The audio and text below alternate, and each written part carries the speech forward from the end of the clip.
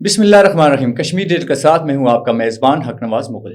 ناظرین، جیسا کہ آپ جانتے ہیں کہ ہم اپنے پوڈ کاسٹ میں ایسی شخصیت کو دعوت دیتے ہیں جو معاشرے کے لیے اور نسل کے لیے بہتر رہی ہو، اور کوشش کرتے ہیں آپ سے ایسی شخصیت کو ملائیں جو ہمارے ساتھ ساتھ آپ کے علم میں بھی اضافے کا باعث بنے۔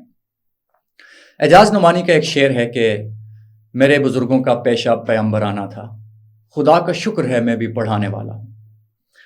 ہمارے درمیان آج ایک ایسی شخصیت موجود ہیں جو نہ صرف کتاب خود لکھتے ہیں، نصابی کتب کے مصنف رہے ہیں، بلکہ ممتاز ماہر تعلیم ہیں، ریٹائرڈ صدر معلم ہیں، اور ان کے 10 نہیں 20 نہیں سینکڑوں نہیں ہزاروں جو طالب علم ہیں وہ ان کے ہاتھ سے نکلے، اور اللہ نے انہیں عزت بخشی۔ وہ اس وقت ملک اور قوم کی خدمت کر رہے ہیں۔ یہ ایک جو فیلنگ ہے، یہ ایک استاد کے لیے سب سے بڑا اعزاز ہوتا ہے کہ اس کے طالب علم، اس کے شاگرد جو ہیں وہ ان نے جب تربیت کی ہوتی ہے، وہ معاشرے میں جاتے ہیں تو معاشرے میں جب وہ اچھا رول پلے کرتے ہیں، اچھا کردار ادا کرتے ہیں، تو استاد کو ایک دلی سکون محسوس ہوتا ہے، اور استاد کو یہ محسوس ہوتا ہے کہ ہاں میں نے جو اپنا جو منصب تھا اس کو پورا کرنے کی کوشش کی ہے۔ خود رسول پاک صلی اللہ علیہ وآلہ وسلم سے نے اپنے لیے جو سب سے بہترین شعبہ پسند کیا وہ معلم کا کیا، گویا یہ پیغمبری پیشہ ہے اور پیغمبری رتبہ ہے۔ آج ہمارے درمیان موجود ہیں جناب محمد آصف اوان صاحب۔ سر، آپ کو آج کے اس پوڈ کاسٹ میں خوش آمدید کہتے ہیں۔ بہت بہت شکریہ جی حق نواز صاحب، آپ کا، آپ کی جو ہے ادارے کا، کشمیر ڈیجیٹل کا بہت بہت شکریہ۔ اچھا سر، سب سے پہلا سوال، آپ نے ایک عمر دی اس تعلیم کو، تعلم کو، تربیت کو، نصاب کو۔ آج کل آپ ریٹائرمنٹ کی زندگی گزاریں، کیسا محسوس کر رہے ہیں؟ ریٹائرمنٹ ویسے ٹیچر کے بارے میں تو یہ کہا جاتا ہے کہ وہ ریٹائر نہیں ہوتا، عام طور پر یہی کہا جاتا ہے کہ وہ ریٹائر نہیں ہے، کبھی نہیں ہوتا، کبھی نہیں ہوتا۔ اس کا سلسلہ کسی نہ کسی طریقے سے جاری رہتا ہے، جاری و ساری رہتا ہے۔ تو ویسے ٹیچر جو ہے وہ عام طور پر یہ سمجھا جاتا ہے کہ وہ جو کلاس میں پڑھا رہا ہوتا ہے وہ ٹیچر ہوتا ہے۔ میں سمجھتا ہوں کہ ٹیچر وہ ہوتا ہے جو کلاس کے اندر، کلاس سے باہر اور سوسائٹی کے اندر بھی وہ ٹیچر نظر آئے، اس کا منفرد جو ہے وہ انداز ہو، اس کا چال ڈال اچھا ہو، اس کی جو ہے وہ کردار جو ہے وہ سب کے لیے مثالی ہو، تو ٹیچر اس طرح کا ہوتا ہے۔ تو اس لحاظ سے میں ریٹائر تو نہیں ہوں، لیکن میں پرائیویٹ طور پر ابھی بھی جو ہے وہ درس و تدریس سے کسی نہ کسی طرح وابستہ ہوں۔ اچھا سر، آپ نصابی کتب بھی لکھتے رہے، آپ جو مختلف نصابی کتبیں ان کے آپ مصنف رہے، نظر ثانی بھی آپ کرتے رہے، نصاب آپ آزاد کشمیر میں جو کتب پڑھائی جاتی ہیں ان کے نصاب میں آپ کے نزدیک بنیادی مسئلہ کیا ہے؟ اچھا، نصاب جو ہے نا، نصاب کے بارے میں یہ کہا جاتا ہے کہ نصاب ایسا ہونا چاہیے جو ہماری سوسائٹی کے لیے یوزفل ہو، جی، جس کو ہماری سوسائٹی کی جو ضروریات ہیں ان کو پورا کرتا ہو۔ جی، تو نصاب میں اتنی بڑی خرابی نہیں ہوتی۔ ہمارا نصاب بہت ساری جگہوں پہ نصاب جو ہے وہ پوری کرتا ہے، ہماری ضروریات پوری کرتا ہے، ہمارے معاشرے کی ضروریات پوری کرتا ہے، لیکن خرابی کیا ہوتی ہے کہ اس کو اپلائی جس طریقے سے ہم کر رہے ہیں تو شاید وہ ٹھیک نہیں ہوتا طریقہ۔ وہ مثال کے طور پر میں آپ کو ایک مثال دوں گا کہ اگر ایک انجینئر بن کے آتا ہے، یا آپ یونیورسٹی کے اندر چلے جائیں جہاں پہ الیکٹرانکس کی تعلیم دی جاتی ہے، وہاں ان کا جو ہے اگر وہ ٹی وی خراب ہو جاتا ہے تو وہ باہر مکینک کو بلا کے لاتے ہیں، جی، جنریٹر کے لیے وہ مکینک کو بلا کے لاتے ہیں۔ تو میں سمجھتا ہوں کہ یہ اصل میں یہ خرابی ہے کہ وہ ہمارا انجینئر یا وہ ہمارا جو ہے وہ اس کو پھر فلفل نہیں کر رہا ہوتا، وہ اس تربیت کے مطابق۔ یہی فرق ہوتا ہے، اس کے پاس علم ہوتا ہے، تربیت نہیں ہوتی۔ تربیت کا مطلب یہ ہوتا ہے، جی، ٹھیک ہے۔ اسی طرح سے ہم جب یہ کہتے ہیں کہ ایک اسٹوڈنٹ جو ہے وہ ساری باتیں سیکھ جاتا ہے، جھوٹ بولنا، ملاوٹ کرنا، معاشرے کے اندر جاتا ہے لیکن یہ کام کر رہا ہوتا ہے، جی، اس کا مطلب ہے اس کی تربیت نہیں ہوئی، اس نے صرف علم حاصل کیا ہے۔ تو یہ دو باتوں میں یہ فرق ہے۔ تو نصاب تو کافی حد تک ہمارا مطلب فلفل کر رہا ہے، لیکن کچھ اور ایسی باتیں ہمارے معاشرے کے اندر جو جب یہ معاشرے کے اندر جاتا ہے تو وہ ان میں جو ہے وہ لا جاتا ہے، چونکہ تعلیم صرف اسکول کے اندر نہیں ہے، سوسائٹی کے اندر بھی ہے، آپ کے گھر میں بھی تعلیم ہو رہی ہے، آپ کے شہر میں بھی ہو رہی ہے، گلی میں، محلے میں ہو رہی ہے، تو وہ تربیت کا بھی اثر اس کے اوپر یہاں ہو جاتا ہے اور اس کو واضح ہو جاتا ہے، اس کا بھی اثر ہو جاتا ہے۔ تو کہا یہ جاتا ہے کہ جو زیادہ وقت ہے طالب علم وہ استاد کے ساتھ گزارتا ہے، یہ تعلیمی اداروں میں گزارتا ہے۔ کیا آپ یہ نہیں سمجھتے کہ ہمارے جو اساتذہ ہیں ان کی ریکروٹمنٹ پالیسی شاید درست نہیں ہے، یا وہ میرٹ پر نہیں آتے، یا کیا وجہ ہے کہ ہمارے جو طالب علم ہیں وہ ان پر ان کی شخصیت کا اس طرح کا اثر نہیں ہوتا؟ جس طرح سے ایک وقت میں آپ اس شہر کے سب سے مشہور استاد رہے ہوئے ہیں، ہمیں اس بات کا ادراک، ہمیں اس بات کا علم ہے، اور جو طلبہ کی آپ کے ساتھ محبت ہے وہ والہانہ ہم نے دیکھی ہے آپ کو جہاں پہ ملتے ہیں، آج بھی ملتے ہیں۔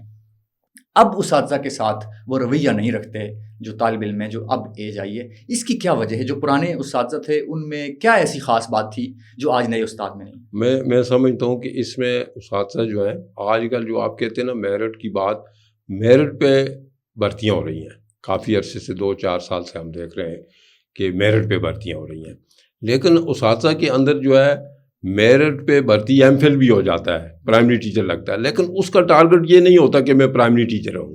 صحیح، وہ اس کو ٹارگٹ بنا لیتا ہے، میں لیکچر لگوں، میں سینئر ٹیچر ہو جاؤں، ہیڈ ماسٹر ہو جاؤں، سبجیکٹ اسپیشلسٹ ہو جاؤں، اس ٹارگٹ پہ لگا رہتا ہے، اس کی توجہ وہاں سے ہٹ جاتی ہے۔ صحیح۔ تو اگر یہ تعلیم کا نظام ایسا ہو، مثلا آپ کا پرائمری کا ٹیچر ہے وہ اس کا اسکیل بھی وہی ہو اور سینئر ٹیچر کا بھی وہی اسکیل ہو۔ جی، اب کوالیفیکیشن میں یہاں پہ بی ایڈ جو کروایا جاتا ہے، مثال کے طور پہ میں مثال دیتا ہوں نصاب کے اندر، تو پرائمری ٹیچر کے لیے یا ایلیمنٹری ٹیچر کے لیے بھی وہی بی ایڈ ہے، صحیح، اور وہی ٹریننگ ہے جو سیکنڈری کے لیے ہے۔ اب یہاں پہ دونوں میں فرق ہونا چاہیے۔ پرائمری کے ٹیچر کے لیے جو ہے وہ چھوٹی وہ بچوں کے لیے جو پہلے P T C C T ہوتا تھا اس میں زیادہ بہتر تھا کہ وہ چھوٹے بچوں کے لیے تھا۔ اب وہ بی ایڈ کرتے ہیں، پرائیویٹ ہو رہا ہے بی ایڈ، وہ ٹھیک طریقے سے نہیں ہو رہا۔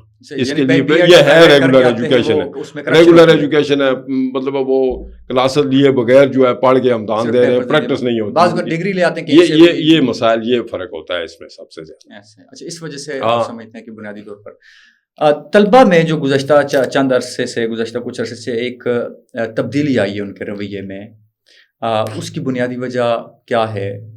نصاب میں تو آپ نے کہا کوئی مسئلہ نہیں ہے کہ نصاب صحیح پڑھایا جاتا ہے، ظاہر ہے استاد بھی اس کو صحیح پڑھاتے ہیں، پھر کیا وجہ ہے کہ جو طلبہ کے اندر جو تبدیلی آئی ان کے؟ میں نے اس کے لیے میں نے بتایا آپ کو کہ یہ جو بیرونی عوامل ہیں جی، اور آج کل جو ہے سوشل میڈیا آ گیا ہے، ٹھیک ہے، بچوں کے لیے جو ہے پیرنٹس اور یہ جو ٹیچر ہے اور بچہ ہے، یہ جو ٹرائنگل ہے یہ ٹھیک طریقے سے کام نہیں کرتی۔ صحیح، بچہ کہیں کچھ اور سوچ رہا ہے، والدین کچھ اور سوچ رہے ہیں اس کو بنانے کے لیے، اور استاد کے پاس جاتا ہے تو وہ کچھ اور کر رہا ہوتا ہے۔ صحیح، تو یہ بنیادی فرق ہے جس کی وجہ سے، یا پھر مادیت پرستی جو ہے جو ہمارے سوشل یہ معاشرے کے اندر آ گئی ہے، اس کی وجہ سے بچہ جو ہے شارٹ کٹ کے چکر میں ہوتا ہے۔ صحیح، والدین بھی کرتے ہیں کسی طرح سے وہ نمبر لے اور کسی طرح سے وہ جو ہے وہ ڈگری کے پہ چلا جائے یا پروفیشنل ڈگری پہ چلا جائے، ڈاکٹر بن جائے، انجینئر بن جائے، تو بہت ساری خرابیاں اس طرح سے رہ جاتی ہیں۔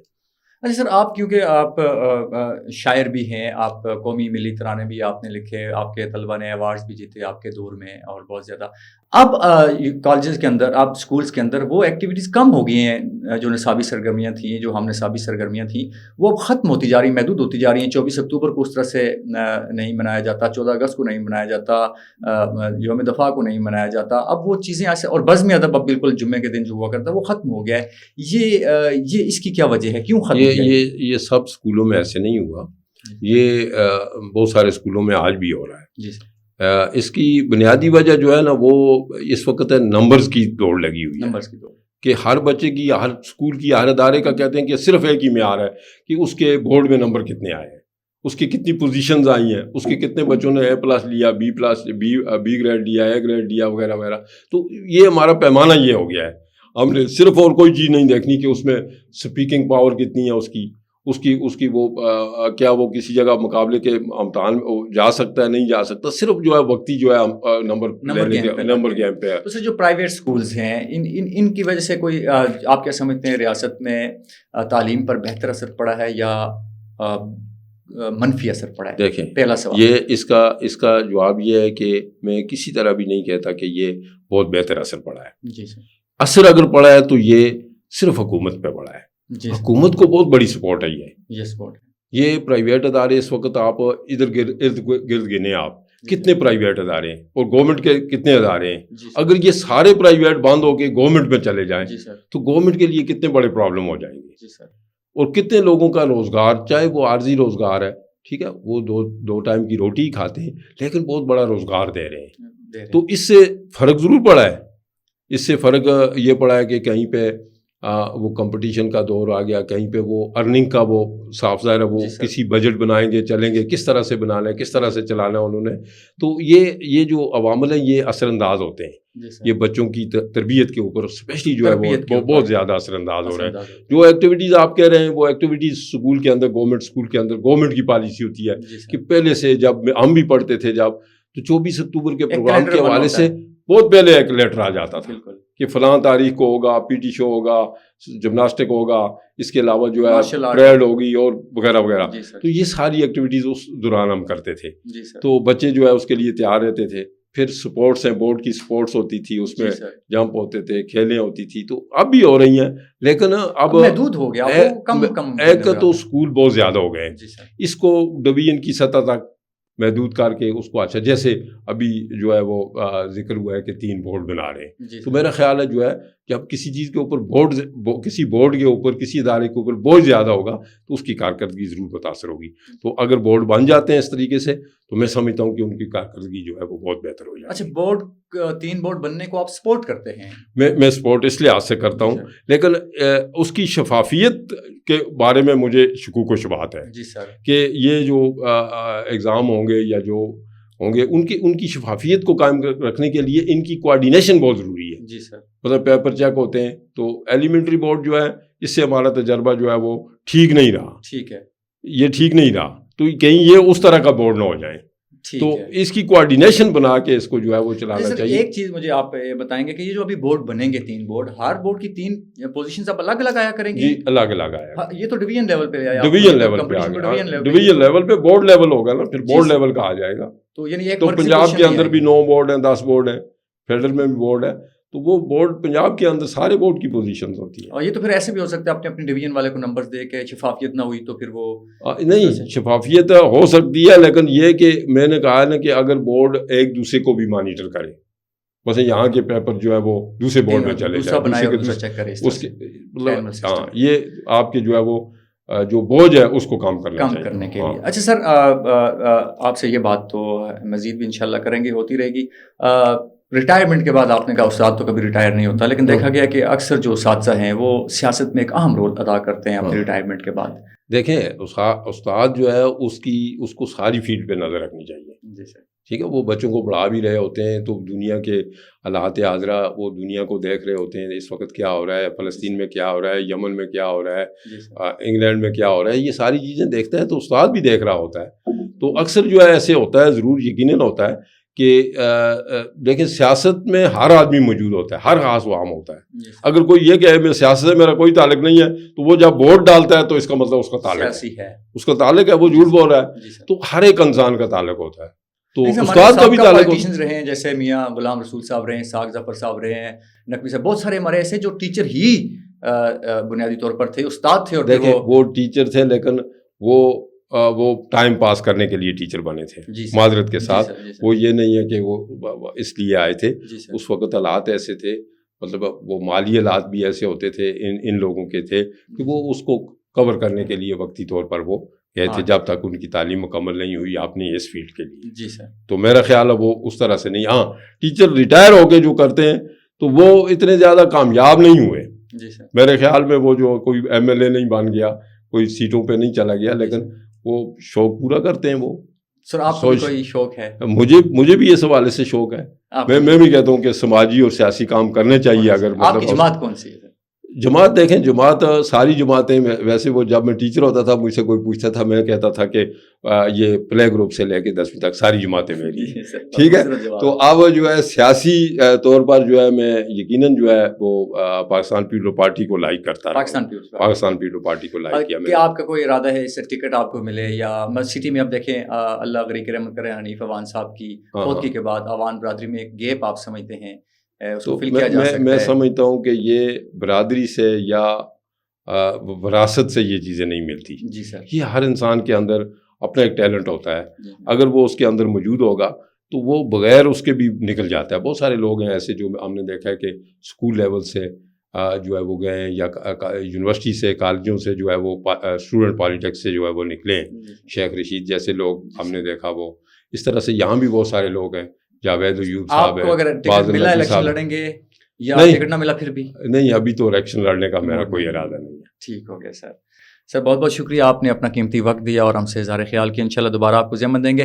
یہ تھے جناب محمد آصف عوان صاحب، ممتاز ماہر تعلیم ہیں. آپ نصابی کتب کے رائٹرز بھی ہیں اور تعلیم پر، تعلم پر، تربیت پر اور حالات حاضرہ پر اور سیاسیات پر، سماجیات پر اور معاشرے پر گہری نظر رکھے ہوئے، جو یہ بتا رہے تھے کہ استاد کا اگر مقصد اس کی تعلیم و تربیت نہیں رہتا تو پھر نسل بھی بگڑتی ہے، پھر رویوں میں بھی تبدیلی آتی ہے، اور پھر جو ہمارے شکوے اور شکایتیں ہیں بچوں کے لیے کہ ان کے رویے بدل گئے، وہ جو ٹرائکا ہے بچوں کا، استاد کا اور والدین کا، وہ صحیح طرح سے کام نہیں کرتا. اساتذہ کے ساتھ ساتھ والدین کو بھی چاہیے کہ وہ اپنے بچوں پر نظر رکھیں اور ان کی ایکٹیویٹیز کا خیال رکھیں. اپنے میزبان حق نواز مغل کو دیجیے اجازت. اللہ نگہبان.